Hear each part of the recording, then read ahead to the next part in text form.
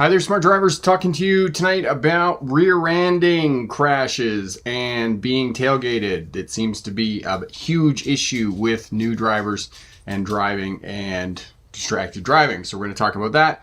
Counterintuitive, keep space in front to keep yourself safe, and we'll give you tips and strategies to be a safer, smarter driver. Smarter defensive driving, minimum safe distance. How do these strategies and techniques keep you safe when other people are tailgating you? Because as we said in the introduction, the number one crash in North America is rear end crashes. People fail to keep that distance in front. People fail to recognize other vehicles, other traffic slowing down in front. This is what we want to do. We want to keep minimum safe distance so that we keep ourselves safe when we're driving. The basic conflict, there's a basic conflict in almost everything that we do in life. For example, if you hire somebody to fix your house, there is a basic conflict. The basic conflict is the person doing the work on your house wants as much money as possible for the least amount of work as possible. You want somebody to do the most amount of work for the least amount of money. Okay? That's the basic conflict. In driving, now I have the wrong slide. Technology is not helping me today. All right. In driving, the basic conflict is collisions versus congestion. Okay. How fast can we drive on the roadway? What is the maximum speed and what is the most amount of traffic that we can move per hour through a section of highway? All right. And then we have to balance that with the number of crashes and collisions on our roadway. And of course, crashes and collisions are acceptable because in our society, in North American society, European society, every other high income country in the world, we label crashes and collisions as accidents and we dismiss them, right? We know that in the average driving career that a person in a 30 or 40 year career is going to have a crash every 3 or 4 years, right? We know that. Therefore, people go along for 10, 15 years driving and they haven't had a crash, and that is their high watermark of their ability to drive. They think that they're a good driver because they have not had a crash, which nothing could be farther from the truth. There are so many other factors in driving that may have prevented you from having a crash that you didn't crash. It's the same thing saying, I've been putting my pants on since I was 4 years old and I never went out of the house without my pants on. Therefore, I'm a snappy dresser. I'm not a snappy dresser. It's inductive reasoning, okay? It's not true from a very small experience that you were in fact a good driver. And, I like to play havoc with a lot of people when I'm driving with them and they're saying about how good they are as a driver and whatnot. And I simply ask them to put the four-way flashes on in their car. Most of them cannot do it. Social driving, me first. The characteristics of other people after they get their license, the way that they drive after they get their license. The idea of me first, other traffic is reactionary and retaliatory, okay? Some of the characteristics of driving, social driving, is drivers driving too fast, keeping up with traffic flow, rolling through stop signs, not giving way. These are all the problems that you face after you get your license. Other people tailgating you and telling you that you were driving too slow, that you are in their way. So know that when it comes to social driving, other drivers are going to give you grief about what you're doing and the way that you're driving. This is what you need to deal with when you're driving. You need to try not to drive the way that other people are driving, because other people will tell you, why are you keeping space in front? Okay, other people are going to cut in. Yes, they are going to cut in, but they're only going to be there for a moment and you can let them go and have their crash somewhere else. Speed is made up of time and distance. If you control distance in front of your vehicle, you have more time. Space buys you time, time buys you options, options prevent crashes, all right? So, speed, you need to recognize the difference in speed between your vehicle and other vehicles on the roadway. Your vehicle doing 30 miles an hour in the city, for example, and a bicycle that's doing 15 to 20 miles an hour. There is a speed differential there. And one of the skills of driving that is difficult is you recognizing the difference between your vehicle and other vehicles on the roadway, and vehicles to the front and vehicles to the rear. That is a skill that is only learned through experience when you're driving, and it takes time to learn that skill. If you're on a multi-lane roadway and you're in the left lane and other vehicles are coming up behind you, recognizing the speed difference between your vehicles and vehicles behind is going to allow you to move over to the right and facilitate traffic flow. If there are vehicles in front of you that are going slower, that will allow you to recognize that that vehicle is going slower in front of you and that you can move over to the left lane and continue to maintain a constant speed as opposed to coming up, slowing down and braking behind that vehicle in front of you. The tools of the smarter defensive driving are understanding the problem of driving, which is social driving, understanding space management, speed management, understanding communication and observation. And the way that we communicate with other traffic on the roadway is the position of our vehicle on the roadway. Understanding lights and signals, signal every time you change directions of the vehicle, hand gestures, eye contact, and finally use of the horn, but use the horn sparingly when you're driving because it's seen as a sign of aggression by other drivers. And then observation, mapping intersections, tracking road users because we know that 40% of crashes happen at intersections. Observation, mapping intersections, tracking road users, 40% of crashes happen at intersections. And it is the place where you are most likely to encounter vulnerable road users. Pedestrians, cyclists, kids on e-scooters, which seems to be the new road user group on our roadways. All these vulnerable road users, and if you look in most high-income countries in the world, 25% of vulnerable road users are pedestrians, scooters, skaters, those types of things, and you're going to most likely encounter them at intersections. So it becomes very important to track and map and track road users at intersections. Space in front, minimum safe distance, 3 to 4 second following distance, and stopping in traffic 1 vehicle length back so you can see the tires of the vehicles in front of you making clear contact with the pavement. This will allow you to do several things when you're driving. If you're back 1 vehicle length from the vehicle in front of you, it's a strategy and technique that you can use to prevent getting rear-ended because you can be watching and monitoring your center mirror, watching your wing mirrors, and if the vehicle behind you is approaching too fast, you can move up, pump your brakes and flash the brake lights behind, which will get their attention, and oftentimes that will prevent you being rear-ended when you're sitting in traffic. If you change your mind or the vehicle in front breaks down, you can move out and around the vehicle in front of you. If the car in front rolls backwards, it's not going to roll into you, and this is more of a case with people driving older manual cars that they may roll back, especially if they're on an incline or whatnot. It's really nice with newer manual cars because they have hill assist and will automatically apply the brakes when you're on a hill. And in an ideal world, all vehicles could move off together if everybody stayed back 1 vehicle length. All right, minimum safe distance. You can always manage the space in front. And some people are going to say, as I said previously, somebody's going to cut in. Yes, but if they cut in, they're not going to be there for very long and they can go and have their crash somewhere else. You should be using the accelerator to control that space in front. You should have enough space that you can just let off the throttle and slow down. Of course, this is in an ideal utopic world, right? It's only going to work 80 or 90% of the time. But the only time you should be using the brake when driving is to coming to a complete stop, controlling speed on a downhill, slowing down to turn or behind turning traffic, and unexpected events are the only times that you should be using the brake pedal when driving. When out on the highway, drive between the clusters of vehicles on the highway, whatever it is, whatever force, whatever physics, natural phenomena or whatnot, people on the highways want to drive in clusters. And I believe that it is simply a lack of training or awareness within social media that we do not focus on space. We're so absorbed and consumed with speed is the problem. Speed is the cause of crashes, and that is not true. The mismanagement of space and speed are the causes of traffic crashes, not speed. All right? Because if that was true, and why do we have fewer crashes on highways when road speeds are twice what they are in the cities? I mean, you just have to think about that for a moment. It's because there is more space on the highways. This is why. It's the mismanagement of speed and space that causes crashes. So always have that minimum safe distance between your vehicle, other traffic, and fixed objects on the roadway. Be proactive and predictable. Observation, scanning, and mapping all the time, especially at intersections. As we said, 40% of crashes happen here. It's the place where you're most likely to encounter vulnerable road users.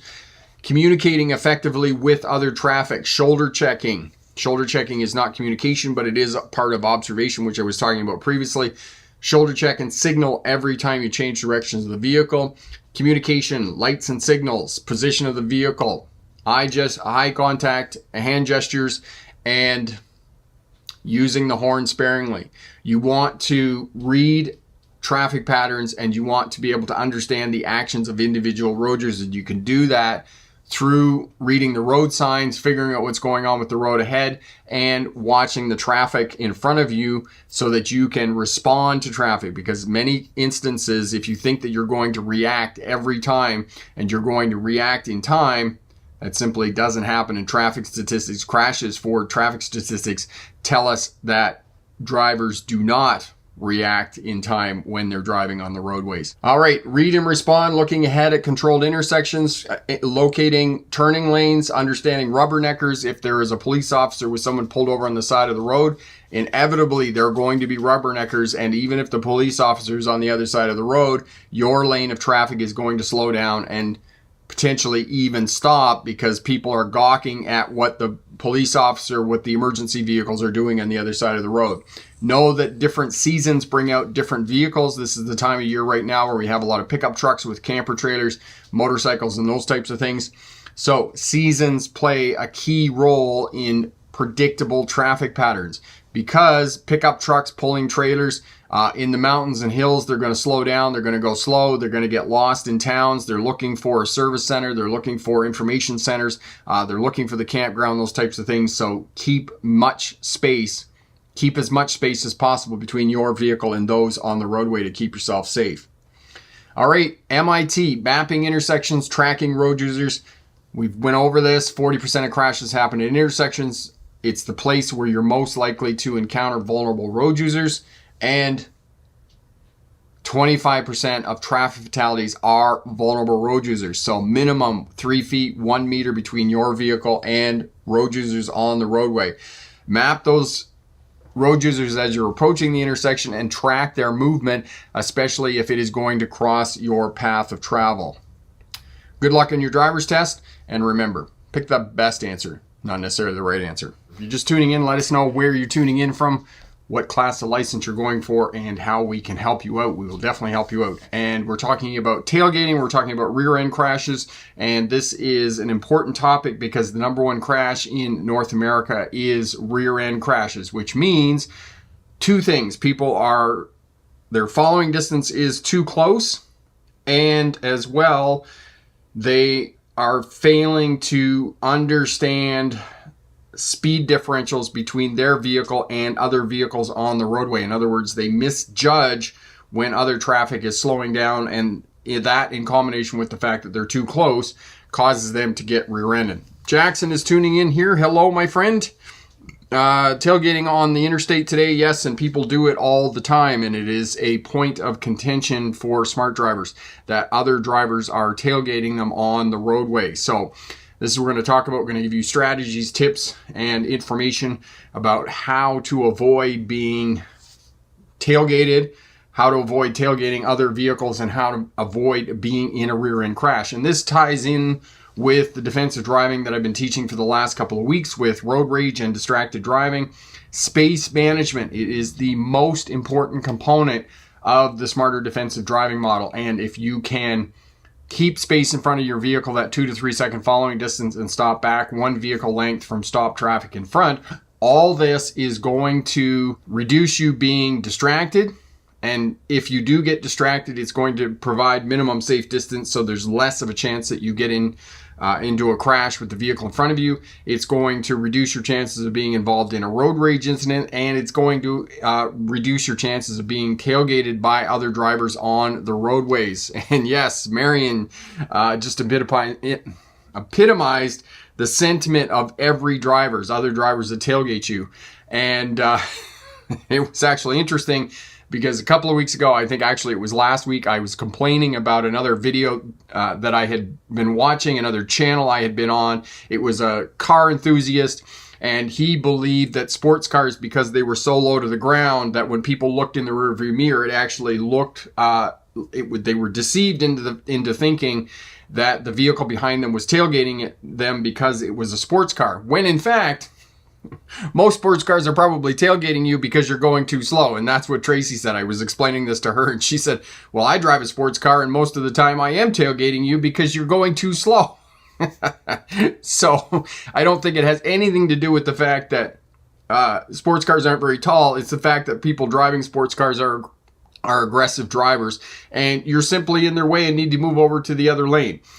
Same thing with motorcycles. We know that people that drive motorcycles, people that drive pickup trucks, tend to have more aggressive characteristics in their driving style. We know this for a fact. It is documented. It is researched. It is a fact within the traffic safety community. So we know that. It's not a fact that sports cars might be tailgating you or you perceiving or you're deceived into thinking that they're tailgating you. They are in fact tailgating you. Okay? Elevator fan, if you follow too close and you will be and crash, you will be held responsible.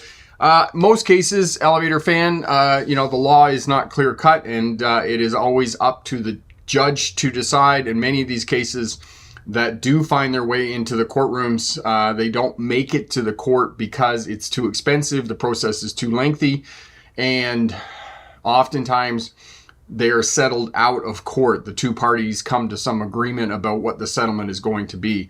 Probably the longest crash that I've worked on that was still awaiting a settlement, was still awaiting trial, was 10 years. Just an incredible amount of time for somebody to be waiting for a settlement. Marion, I've noticed a lot of motorbikes were in and out of traffic, which is so dangerous. Yes, indeed. And Marion, if you get the opportunity to drive in Europe or in California, they do something called lane splitting, where you're at the intersection, you're waiting for traffic, and they will move up between the lanes of traffic.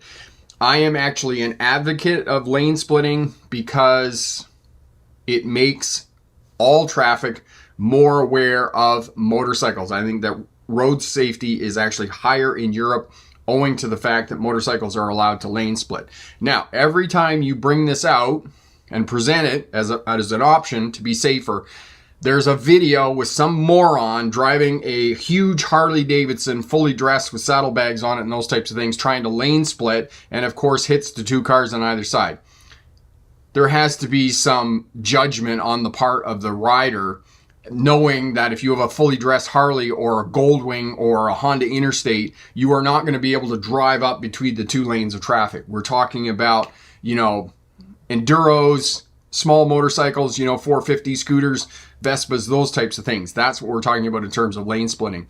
And when I drove in Spain last year with the lane splitting, you're more aware, right? And we're always talking about that in terms of social media. You see all the stuff on Twitter in terms of social media campaigns about awareness with motorcycles. If you want motorcycles to be in the minds of people driving on the roadways, allow lane splitting. That is going to make people very aware of motorcycles on our roadways. Jackson, there was an error. The error I was into most of the other person's lane because the road was too narrow, but I merged correctly and turns were smooth and following distance was great and didn't speed once. Was this your driving Sunday got an A? Oh, that's awesome. Okay, Jackson, so your driving lessons are going really well. That's really great. Not entirely in the other person's lane, tires were, yeah, but remember, driving lessons is the place to fall down. That's completely okay that, you make mistakes when you're learning how to drive because you get some feedback from your instructors, from your mentors, and other people who are helping you out. Tailgating, counterintuitive. Keep space in front. Time buys you, space buys you time buys you options, options prevent crashes. If you have that space in front, you can be more predictable in what you're doing on the roadways. Signal early, don't make aggressive movements. If you do come to a stop and you're not sure whether the person behind you that is tailgating you is paying attention, pump the brake pedal a couple of times to flash your brake lights on the back of the car.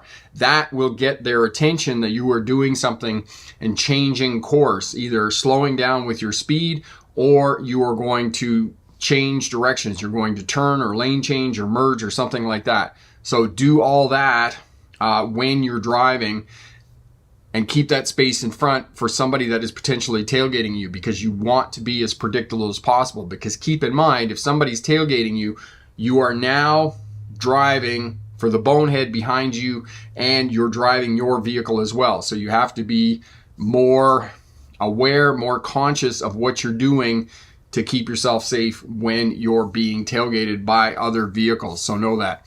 As I said, if you're just tuning in, let us know where you're tuning in from. Let us know what class of license you're going for, and let us know what we can help you out with if you have any questions. For those of you new to Smart Drive Test, my name is Rick August. I was a truck driver in the 1990s, hauled freight between Ontario, Canada, and the United States, mostly east of the Mississippi, but I did make it into all but 4 states in the U.S., Utah, Nevada, New Mexico. Became a licensed commercial driving instructor in 1998, earned my doctorate in legal history in 2006, which is legal history is the study of policing, courts, and prisons, and my expertise is in policing as it relates to traffic, oddly enough. If you want to know more about me, you can check out the autobiography over at the Smart Drive Test website. And while I was going to university doing my doctorate degree, I drove buses for Greyhound and one of the regional bus lines is there as well, so I have experience driving buses as well. The other piece about driving on the highway, use cruise control. Set your cruise control so that you can maintain one speed when you're driving on the highways. If you have adaptive cruise control, as most newer vehicles will, built after 2015, you're going to have adaptive cruise control. Adaptive cruise control prioritizes space over speed, and you can set it at 2 seconds, 4 seconds, and 6 seconds. And I counsel you to set it at 4 seconds. 4 seconds is an ideal following distance both in town and out on the highways. And no, you don't want to be using your cruise control in the city. You want to be using it on the highways and freeways and those types of things. Adaptive cruise control, use that on the highway, the motorway, the freeway, wherever you're driving. And in addition to that, many newer vehicles in the last 4 years, 5 years will also have lane assist. Actually, again, 2015 and forward, they'll have adaptive cruise control and they'll have lane assist. Use lane assist as well. As I said, it prioritizes space. So if you come up on another vehicle that's going slower than you, it will maintain that space distance and slow down your speed all of a sudden. So you got to kind of judge that, and a little bit of experience will help you out in being able to use adaptive cruise control. I have the old 1998 Honda CR-V. It has the old cruise control on it where you set it at one speed. It stays at that one speed and will not slow down. When I went to Australia and I went to Spain, we rented a car. Both the vehicles had adaptive cruise control in them, and it's a really easy transition from the old cruise control to adaptive cruise control out on the highways, and I do recommend that you use it. First and foremost, it reduces distracted driving because now you're not having to monitor your speed all the time. You can keep one nice constant speed. And I challenge anybody who says to me, oh, I can keep a constant speed on the fuel pedal. No, you can't. You really can't keep a constant speed on the fuel pedal. Use your cruise control. And the other thing about it is you can set it at a speed where you know that you're not going to get a speeding ticket when you're driving. So that's the other piece about using cruise control. Jackson, in your opinion, would I pass or have steps to success? Jackson, passed your driving test? Is that what you're asking me, my friend? Yes, there you go. Excellent. Corey put up the video on cruise control. Thank you for that, Corey. Mary, mine does that as well. I don't have adaptive cruise control. Your 2017 HRV does not have adaptive cruise control, Marion. I'm actually surprised by that. I was thinking of a story when Marion was congratulating me on getting through the slideshow presentation, even though my technology wasn't working. When I was teaching at the university, we had cows. Not like real cows, not like those cows. Computers on wheels.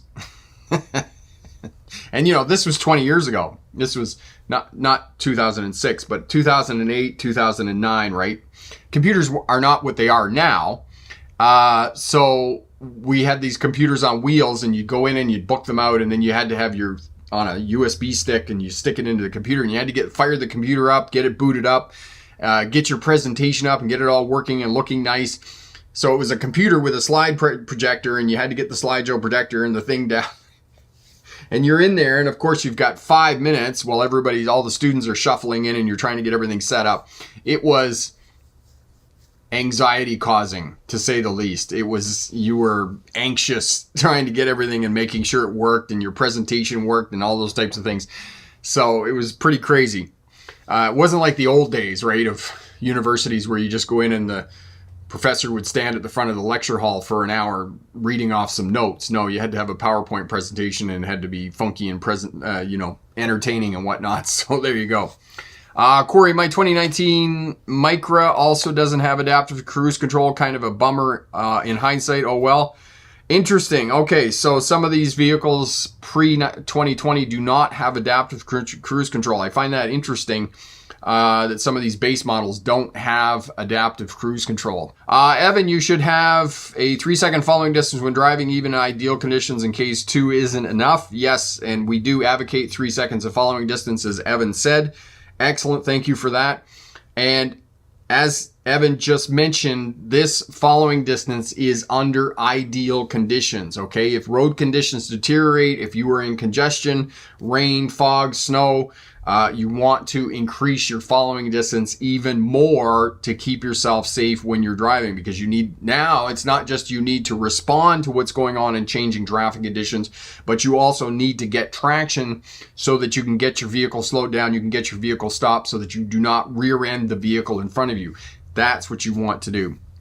Jackson Myers, we're not stopping after I stopped behind the stop line once and then stopped for other traffic, which there was none, but scan for other vehicles. Jackson, you don't have to come to a complete stop after you've stopped the first time, okay? So you come up to a two-way stop, and Corey will put up the video for you on how to deal with two-way stop signs, because the difference between two-way stop signs and four-way stop signs for new drivers can be challenging, and you have to come up and stop at the correct stopping position behind the stop line, behind the crosswalk or sidewalk, and then if those two conditions don't exist, then at the edge of the road is where you want to stop, just before entering the box of the intersection. After you stop there, then you treat it as a yield. You don't have to stop again at the edge of the intersection. You can roll up nice and slow, check, left, center, right, left again, and check the intersection. So long as it's clear, you can proceed. You do not have to come to a stop again at the intersection. All right, so have a look at that video, and Corey will put that up for you and help you out. Marion, do you keep the cruise control off when traveling in snow? Yes, Marion. If it is deep snow, you don't any kind of compromised traction, then yes, you do not want to be using cruise control. Some people are even advocates of not using it in rain. I tend not to agree with that. If you have good quality tires on your vehicle and it's raining out, I mean, you can use cruise control on your vehicle. You're going to be just fine. The other piece about it, and this is the most important piece about using cruise control, is figure out where the cancel button is, okay? You want to use the cancel button on the steering wheel and just kind of hover your thumb over the cancel button when you're using cruise control rather than using the brake to kick it off. You can use the brake pedal and that will kick the cruise control off. It will disengage it. The better response to turning off your cruise control is using the cancel button on the steering wheel, because then the vehicle just coasts and the wheels are still turning. I know that we have ABS brakes on our vehicles. Every vehicle built in the last 20 years, they are all fitted with ABS brakes. So it's going to be fine if you touch the brake, but it's a better response to just cancel the cruise control and the vehicle just free rolls. Okay? In the highly unlikely event that something happens. And it's the same thing, the old buggy, it's a manual transmission, so to kick the cruise control off in the buggy, I just touch the clutch. As soon as I touch the clutch, it disengages the cruise control on it. It's the same thing as having cancel on the steering wheel. And the newer vehicles that I've driven, the ones in Spain and the ones in Australia, when I canceled the cruise control, I would get used to hitting the cancel. And every other vehicle, I have a Chevy Silverado out here that I'm trying to sell. If anybody wants a 2,500 3/4 ton 2005 Chevy Silverado, I have one for sale. Selling a vehicle. Now there's another interesting endeavor in life in this light of the social media world in which we now live. Man, do you get spammed a lot by when you list stuff on Facebook and Kijiji and other platforms that say they're selling stuff. Yeah, the spammers are alive and well on those platforms, let me tell you. Marion, yes, I have done cruise control and touching the brake, and it's both okay. I've used cruise control in rain as well. And yes, as I would say, Marion, just teach yourself to use the cancel button on the steering wheel. That's better than using the brake, okay? It's just safer. Jackson, would I pass or have steps to success, Mr. Rick? Jackson, unless I was in the vehicle with you, my friend, I couldn't tell you, okay? I could not tell you whether you're going to pass or fail your driver's test. 5 minutes in the vehicle, I could tell you that, but I cannot tell you from just what you're telling me in terms of driving. Other persons, okay, excellent. But it sounds like, Jackson, you're doing all the right things. You're getting driving in and those types of things. It sounds like whenever your driving instructor tells you that you're ready to go for your test, I suspect that you're going to be competent and ready to go for your test and pass your license test for sure. Okay, but, you know, I can't give you feedback on that for sure. Epic, my family hired trim Sienna and a newer 22 Mazda CX mid-trim. It has adaptive cruise control. When my father used the minivan cruise control at 75 miles an hour, the car in front reduced speed. Okay, so the car in front reduced speed. Did your vehicle as well reduce speed? So yeah, that's what adaptive cruise control does. It prioritizes space over speed, which is a great safety feature as far as I'm concerned. Much, much better, much safer for people driving on highways and motorways and those types of things. So we're talking about tailgaters today. We're talking about skills and abilities that you can put in place, and it's actually counterintuitive to what you're doing when you're driving and somebody's tailgating you and you're trying to protect yourself and put strategies in place to prevent you having a crash. The way that you do that is by having more space in front. So we're talking about following distance of 3 to 4 seconds, following distance under ideal conditions. When somebody is tailgating you, that is not an ideal condition when you're driving, all right? So know that. And therefore, you have to increase that following distance in front so that you can now drive your vehicle and drive for the goofy person behind you that's tailgating you. That's how you protect yourself when you're driving. You're no longer under ideal conditions when somebody's tailgating you because you are in danger of that person behind you rear-ending you, okay? And you don't want to be rear-ended because it's a type of crash that you don't want to be involved in, because this is the reason that we have head restraints in the car. Is to what happens is you get whiplash. Your head snaps back into the head restraint. Hopefully your head restraint is going to be adjusted correctly. As well, stopping in traffic one vehicle length back from the car in front of you. The reason that you want to do that is because when you're sitting there at the intersection, you're monitoring your center mirror, you're monitoring your side mirrors, your wing mirrors, so that you're looking behind you and watching that vehicle come up behind you. And when you do that, if they're coming up too fast and they're not slowing down, you can pump the brake pedal and flash the brake lights and say to the person, hey, you're coming too slow. And oftentimes you can move up that little bit of space, and that's going to prevent you from being rear-ended. And my friend Mallory is here. Hello, Mallory. It's rainy and windy in the Maritimes there, yes, and it is raining here as well. So hello, hello. Okay, Jackson, I can't give you an opinion, my friend. Okay, I can't give you an opinion. Unless I get in the vehicle with you, I can't tell you whether you're going to pass your driver's test or not. Okay, you're going to need to get that from the instructor. All right. Okay, so we're talking about that. And as well, as I mentioned, all these lessons that we're talking about in terms of defensive driving, tailgating, rear end crashes, this ties into distractions. This ties into road rage, which we talked about last week, because if you're tailgating other people, it ties into distractions, because now the person in front is distracted. Not only are they distracted, now they're probably going to get angry and they're going to retaliate, because it's this kind of cat and mouse thing. The person behind is tailgating to tell you you're going too slow, and then the person in front slows down to tell the person behind them that they're tailgating. So all of this ties in together, and it is sequential, right? One person tailgates, the other person slows down, the person behind tailgates to communicate with the other way. So tailgaters are trying to communicate with you to tell you that you are going too slow when you're driving. So if you can keep more space between yourself and other people, it can protect you against distractions. If you get distracted by all kinds of things that are happening on the roadway, and I put up the short there a week or so ago, got distracted by a woman skateboarding along the sidewalk. I was looking at her, and all of a sudden the traffic in front of me came to a stop.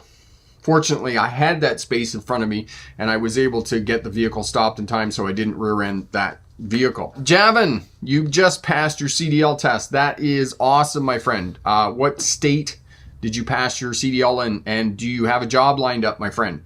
That is really great news. Congratulations. Awesome news that you passed your CDL. Thank you for stopping back. Thank you for letting us know that you were successful in getting your CDL license. Huge achievement, my friend. Huge achievement. Really, really awesome. All right, New York. Excellent. Upstate New York or the city, my friend. So, great news. Great news there. All right, so we're talking about distractions, talking about road rage, space management, keeping that space in front under ideal conditions and stopping back one vehicle length. And when you're in congestion and you're moving along slowly, you still want to maintain that one vehicle length between you and the vehicles in front of you.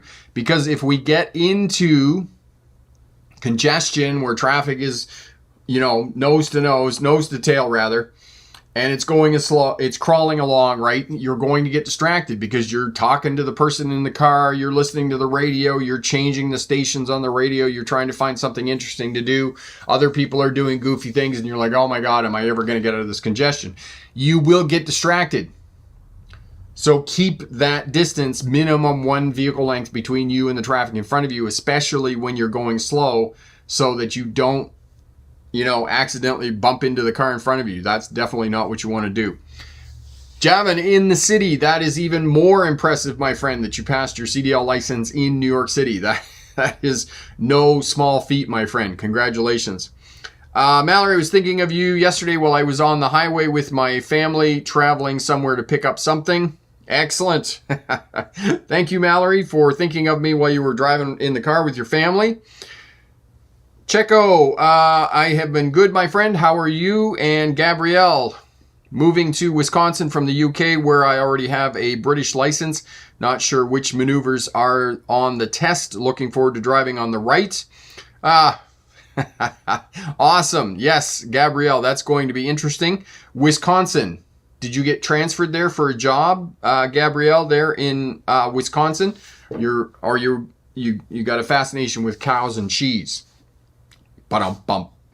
There's my Wisconsin joke. I once drove truck. Well, I drove truck, as you know. I drove truck in the 1990s. I once took a truckload of blankets for cows, to Wisconsin. And because if they can keep them comfortable, give them massages, back rubs, play them quiet music, all those types of things, cows will actually produce more milk. And so this is why I took a load of cow blankets to Wisconsin, the cheese state. Yes, so Gabrielle, you're moving to Wisconsin. It's interesting when you listen to people and you talk to people around the world and you go to different places and people are moving to places and that sorts of things and whatnot. It's always interesting to know where they move and, why they move there. Blankets for cows. Yes, Marion, blankets for cows. For work, don't even like cheese, but going to the state famous for it. Gabrielle, you could hang out with my son. He doesn't like cheese either. Whereas my daughter and I, cheese, we get to just have cheese on everything. I mean, breakfast cereal, cheese on that. Well, yeah, we'll just grate some cheese on that. Cheese is the best. But you don't like cheese. And I've met a few people in the world who don't like cheese. It's kind of like chocolate. There are a few people in the world who don't like chocolate either, which, confound some of us for sure. Epic, I wonder why some jurisdictions, if you hold a license from another country, you just simply don't take the test. Another thing to consider to try, leave spaces between yourself and large vehicles. Absolutely, you definitely want to stay back. Okay, Corey's put up frequently asked questions for the state of Wisconsin there. And Gabrielle, you're going to find it not too difficult. I had to get my driver's license and my commercial license, my CDL license, when I moved to Australia, driving on the left side, so moving to the other side of the road. It's I don't know whether you've had the opportunity to be in countries that drive on the right side of the road, but not, on the right side as opposed to the left, not, we're on the right side of the road and you're not because you're in the UK. That's not what we're talking about, right? Because when I drove coaches in Australia, of course, as soon as I got on the microphone, they knew from my accent that I wasn't Australian, right? And they'd always say, "Oh, be sure that you drive on the right side of the road." They'd be yelling from the back of the bus. And then, of course, I'd get on the microphone and I go, "You don't want me to drive on the right side of the road. You want me to drive on the correct side of the road." Of course, being the smart ass that I am, right? Always have a comeback. And Epic, some jurisdictions have an exchange program where you can just change your license from one state to another state, or you can change your license from Canada into the United States. I don't know why that is. It's just the way that it goes with different licensing centers and jurisdictions and those types of things. When I moved to Australia, I did have to take it all again.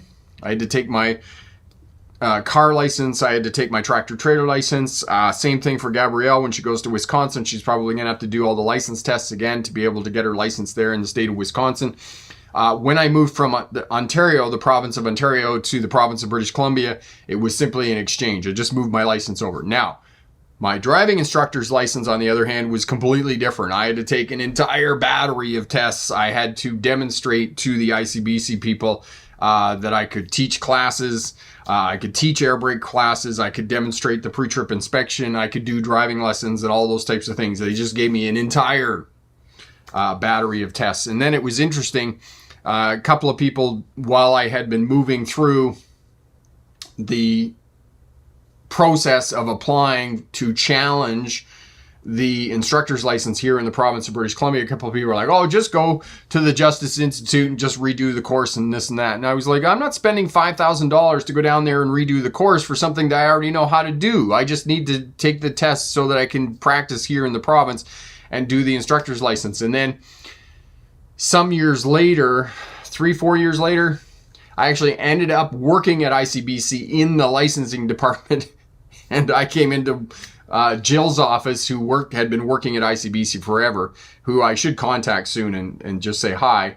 And she said, oh, I'm like, oh, I'm Rick August. Hello, how are you? And she's like, oh, yeah, I know who you are. And I'm like, what do you mean you know who I am? And she's like, oh, you were the first person in British Columbia to ever challenge the driving instructor's license. So I was the first person that ever did it. And I don't think anybody has done it since. So I, was the first. I was kind of like Neil Armstrong, except, I didn't walk on the moon. I was, wasn't Buzz Aldrin, the second guy. Marion, when we came to Canada, my husband had to do another road test to get his Canadian license. He had already been driving for 30 or 40 years. And yes, that must have been interesting for him after 30 or 40 years of driving that he had to do another driver's test. Mallory, I like your Wisconsin joke. It was pretty funny. Thank you for that. Mallory, you want to be looking where your vehicle is going when driving? Yes, absolutely. Jackson, what is the most favorite part of the road to drive in? Rick, what is the most favorite part? Any place out on the country road is always fun to drive in. Sometimes it's kind of fun to bomb through town with, missing obstacles, doing crazy things, getting the car going, accelerating, those types of things. Oh, and owning a Honda. So I've had a lot of work done to the Honda in the last 6 months. A lot of work. I took it to another shop back in December, and there was just a gong show, which cost me just thousands of dollars. So now I've had it into another shop because it's been leaking oil, and I've had all the seals replaced on the one end of it, and they've been really, really helpful. We're trying to figure out why we have so much pressure coming out of the crankcase. And there's called a positive crank valve that goes on the top of the engine. Okay, I'm not going to get too intricate on you and those types of things. Anyway, it takes the burnt exhaust gases that aren't completely burned and takes those gases and puts them back into the intake, and they're reburned so that the fuel oxygen mixture is burned completely and you get less pollution, right? So I put a new PCV valve on the top of the motor, and they're like $8 aftermarket. $8. Okay? And so the technician and Doug, was saying today, we were looking at we pulled the PCV valve, and he goes, oh, well, this thing isn't very much, and it's, maybe it's bigger. And I thought, okay, if I actually go to Honda, maybe the hole is bigger so that it can move more air through this valve, right? And this isn't the first time I've had this happen when I went to Honda. So the PCV valve is $8 aftermarket at an auto parts store. It was $65 at Honda. And this isn't the first time that this has happened. We were changing the back shocks in the CRV, the 1998 Honda CRV that I own, the buggy. The bolt, the bottom bolt, we had to cut it out because it was seized. It had been in there since the beginning of time, in 1998 when the Honda was built. and went to Honda and they wanted $85 for the bolt. $85. Now that doesn't sound like a lot of money, but I went to the auto parts store. They gave me a better bolt that was stronger, and it was $4 for 2 bolts. But at Honda, the same bolt, one bolt was $85. And you're just think, how do, and Doug was saying to me, my automotive technician, he was saying that Chrysler, Dodge are exactly the same, that they just charge these exorbitant prices, like 8-10 times the amount for the same part. And you're just like, how do you stay in business? How do these places stay in business? This is just insane. For a $2 bolt is $85 at the dealership. And the guy's like, oh, I gotta order that PCV valve for you. I'm like, no, you really won't, because I'm not paying $65 for an $8 part. just anyway, the other piece about all of this is the last thing I'll end on this, and then I'll answer some more questions before we finish up here. The front end was banging on the buggy. It's old, right? It's got 400,000 K on it. It's 260,000 miles on it. It's banging. And I took it in. I said, he had it on the hoist. I said, Doug, the front end's banging when I go down the road.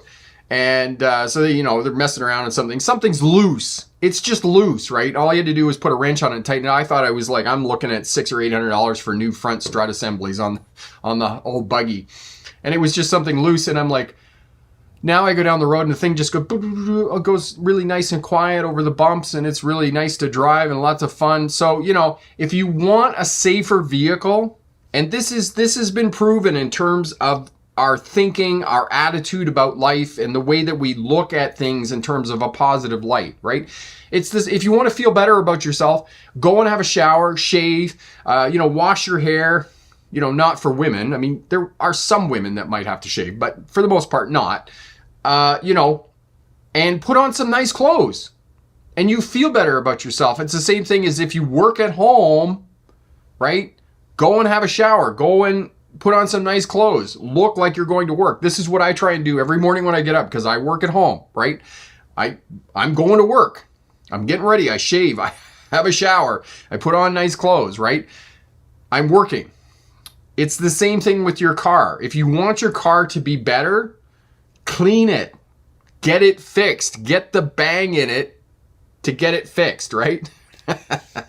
So, that way when you drive it, it's not, like you're driving an old rattle trap, right? Get it fixed. You'll have a better outlook on life. You'll like your car more. Every 2 or 3 years, spend $400, take it and get it detailed. Get the inside of it cleaned. You will be amazed at how much more fun it is to drive your car when it's super clean on the inside, right? I had mine done 3 years ago. I'm going to get it done again this summer. We had wax on the console in the middle where the drink holder is in the Honda CR-V. We had wax on that. They get the wax out of it. It was crazy. I don't know how they got the wax out of it, because I had no idea how to get the wax out of it. But they, did all kinds of great things. Thank you, Marion. Gabrielle, quick question. I have read on the Wisconsin DMV that the reverse bay parking is not tested. Is this true? Will the DMV allow me to use 45-degree angle method or the perpendicular? Gabrielle, I'm sure that you can use the 45. There's usually not a rule against you not using that, but yes, definitely you can use the 45. As well, Gabrielle, they probably will have an office for the DMV. Go to the office. Back into the parking space at the DMV in Wisconsin there, and that's going to help you when you leave, right? Because you're going to be driving out, not backing out into the parking lot, because you're already going to be super nervous, right? Even if you do have driving experience on the other side of the road in the UK, cup of tea and all that good stuff. Sorry. Cheese, anybody? So, back into the parking space. So even though it's not tested, still do it, still back into the space, show up 20 to 30 minutes before your test, and you're going to be great. Okay? Awesome. Yes, and what Marion said, the other thing about having your car cleaned and the carpet shampooed and those types of things, it's going to smell great. It's going to smell awesome. And the other piece that you do after, even if you don't take it to a detailer and spend the money and get your vehicle clean. The other thing that I highly recommend, okay, if you don't get it detailed, clean it yourself. Yes, get a vacuum in there, clean it out yourself. Spray the whole interior with vinegar. Like, take a solution, get a spray bottle. You can get them at the dollar store, you know, dirt cheap. Half vinegar, half water. Spray the liner in your car, all the seats, everything with vinegar and water. And then change the cabin filter. You know, you can take it to a technician. They'll change the cabin filter for you. I do my own. A cabin filter is about $40. The cabin filter is all the air that is sucked into the vehicle and then blown through the heater, and the air conditioning system goes through that filter. And I could show you a picture that is super grossiosity in the buggy of the filter that I changed, the cabin filter. So I change mine every year now because I get a lot of crap and dirt and guck in my filter. So I change mine every year. After you change the cabin filter, after you've cleaned the inside of your vehicle, after you sprayed it with vinegar, go to the auto parts store and get an aerosol bomb. It's not a bomb that goes boom, it blows up the inside of your car. No, it's an aerosol bomb because the can has a dead man switch on it. So once you push the switch down, it will completely empty the can into your car. Okay, so the way that you use the aerosol bomb, you start the car up, turn the air conditioning on, put it on recirculation, set the aerosol can in the center console between the two front seats, push the button, and then close the door, let the vehicle run for 15-20 minutes. That will circulate this aerosol all through the ventilation system and into your air conditioning and throughout the car, and your car will be super clean, super smelly nice, like bouquet of roses and those types of things. And you can get all kinds of great different smells in the aerosol bombs, like, you know, flower of summer, you know, genie after bath or something, and all those great smells, right? So you can get all of that. So an aerosol bomb from an auto parts store, and put that in your car as well to keep it nice and super clean. It's really awesome. Okay. Yes, Marion, it's a little bit like a flea bomb, except it doesn't get rid of fleas. It makes the inside of your car all really nice, and does the ventilation system and all those great things as well. So get one of those. They're about $18 now for an aerosol bomb, but they're really, really great. Gabrielle, not as serious, but last question. Should I hide on the 4th of July, or will people celebrate in good fun with an ex-overlord around? An ex-overlord. That's a good one, Gabrielle.